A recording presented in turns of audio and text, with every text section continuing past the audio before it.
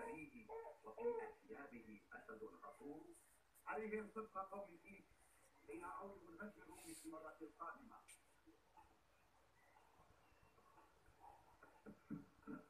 خارجا إلى غزو الروم؟ ألا تبقى؟ وتريدني أن أبقى؟ قليلا. ولكن جد أمير المؤمنين يريدك أن تبقى في جواره، أليس كذلك؟ جدك يريد وأنا أريد والله يفعل ما يريد.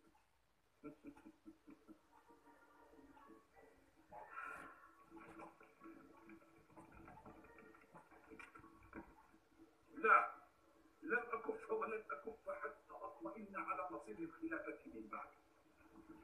فإما أن يعتدل هذا الفتى ولا أراه يعتدل أو يتنحى.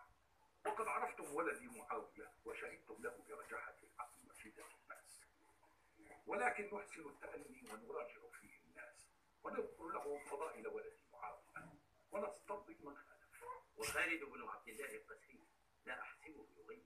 وما الذي يمكن أن يفعله بعد أن عزلناه عن ولاية العراق؟ والله ما عزلته لأنه خالف الأمر في الوليد، ولكن كثرت الشكاوى عليه من وجوه القوم في العراق، والكل يتهمه بأنه كدس المال بغير حق. أهو كذلك يا أمير المؤمنين؟ لا أدري، أشهد أني لم أكره من الرجل شيئا، وما استعملت على العراق خيرا منه سياسة وكياسة وبعد، ولكن الناس هناك قد كرهوه، فماذا أفعل؟ خلاصة القول علينا أن نبذل قصارى الجهد ونذكر